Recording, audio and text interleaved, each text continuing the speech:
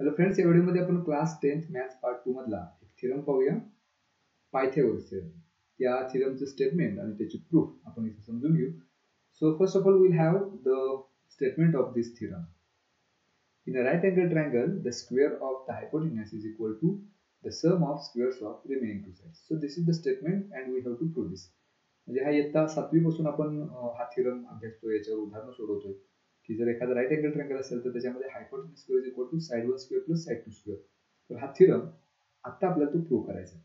So for this one first of all we should have the diagram. ही diagram आपल्याला त्याच्यासाठी पहिल्यांदा काढावं लागेल, कारण कुठल्याही थेरमची सुरुवात ही डायग्रामच होते. डायग्राम शिवाय कुठलीही प्रूफ असू शकत नाही. त्यामुळे सुरुवात डायग्राम पासून करायची. Where triangle ABC is a right angle triangle given where angle B is 90 degree. तर इथे गिवन तेच दिले. In triangle ABC angle ABC is equal to 90 degree. And from this we have to prove that AC square is equal to AB square plus BC square. Because AC is the hypotenuse. या triangle ABC मध्ये जर B हा right angle असेल तर त्याच्या समोरची side AC ही त्याची hypotenuse झाली. आणि remaining two sides कोणत्या तर AB आणि BC. So we have AC square is equal to AB square plus BC square, that is to prove. तर हे आपल्याला प्रूव्ह करायचं आहे. हे प्रूव्ह करायला एक कन्स्ट्रक्शन आपल्याला अशी करावी लागते. Draw perpendicular segment BD on side AC. म्हणजे या बी व्हर्टेक्स मधून साइड AC म्हणजे हायपोटेन्यूज AC वर एक परपेंडिक्युलर काढायचे, that is BD is perpendicular to AC. त्याच्यानंतर प्रूफचं हे पहिलं स्टेटमेंट जर अशा पद्धतीने आपण कन्स्ट्रक्शन केली की BD हा AC वर परपेंडिक्युलर काढला तर आपल्याला 3 राईट अँगल ट्रायंगल्स मिळतील. फक्त ते 3 राईट अँगल ट्रायंगल्स एकमेकांशी जे सिमिलर आहेत त्यांचा करस्पॉन्डन्स आपल्याला लक्षात ठेवायचा आहे. तो करस्पॉन्डन्स असा आहे की A पासून D पर्यंत आणि D पासून B पर्यंत, म्हणजे पहिला ट्रायंगल होईल ADB. त्यानंतर B पासून पुन्हा मागे जायचंय B पासून D पर्यंत आणि D पासून C पर्यंत, म्हणजे दुसरा ट्रायंगल होईल BDC. आणि मेन ट्रायंगल, मुख्य पहिला ट्रायंगल A पासून B पर्यंत आणि B पासून C पर्यंत, ट्रायंगल ABC तो इथे.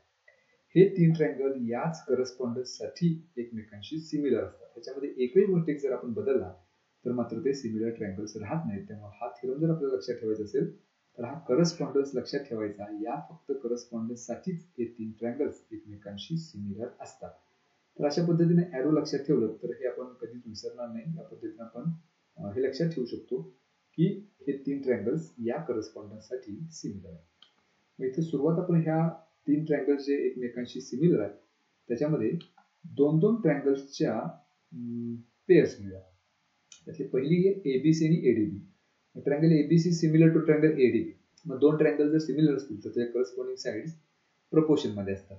मग AB ची करस्पॉन्डिंग साइड आहे AD, so AB divided by AD हा पहिला रेशो झाला. BC ची करस्पॉन्डिंग साइड DB हा दुसरा रेशो आणि AC ची करस्पॉन्डिंग साइड AB हा तिसरा रेशो. आता इथं हे तिन्ही रेशो जरी इक्वल असतील तरी आपल्याला जे दोन लागणार तेवढेच घेऊया. AB by AD is equal to AC by AB. तर AB by AD is equal to AC by AB का घेतलं? हा जो मधला रेशो तो का घेतला नाही? कारण पहिल्या आणि तिसऱ्यामध्ये इथं AB आणि AB मिळणार आहे. या दोन्हीचं प्रोडक्ट मिळणार AB स्क्वेअर, जे आपल्याला टू प्रूव्ह मध्ये लागणार आहे, म्हणून हा रेशो घेतला.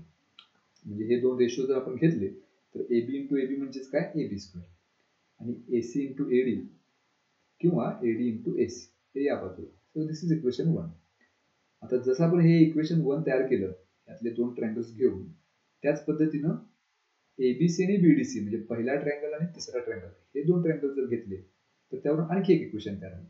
आता हे जर दोन ट्रायंगल सिमिलर असतील तर ह्याचे सुद्धा करस्पॉन्डिंग साइड्स म्हणजे AB ची करस्पॉन्डिंग साइड BD हा पहिला रेशो, BC ची करस्पॉन्डिंग साइड DC हा दुसरा रेशो आणि AC ची करस्पॉन्डिंग साइड BC हा तिसरा रेशो.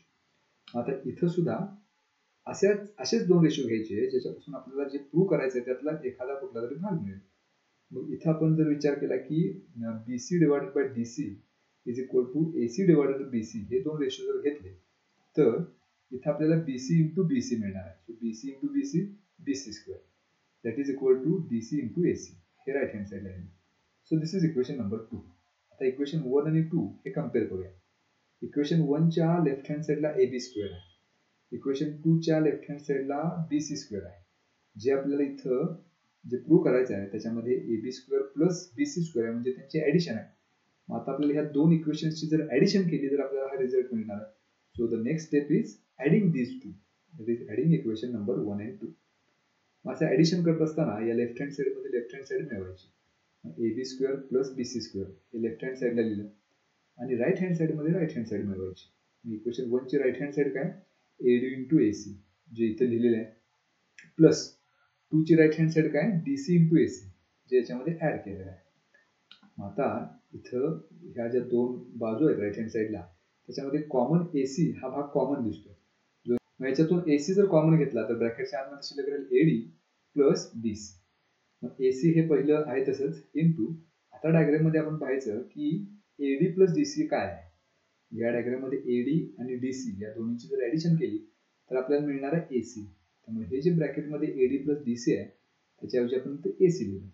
म्हणजे त्याचा अर्थ असा होतो की एसी इंटू एसी म्हणजेच काय तर एसी स्क्वेअर जे इथे लिहिलेलं आहे राईट हँड साइडला आणि लेफ्ट हँड साइड आहे तशीच A B square plus BC square. हे जर बाजू बदलून आपण लिहिलं तर आपल्याला असं मिळणार आहे AC square is equal to A B square plus BC square and that is one to proof. हेच आपल्याला प्रूव्ह करायचं होतं.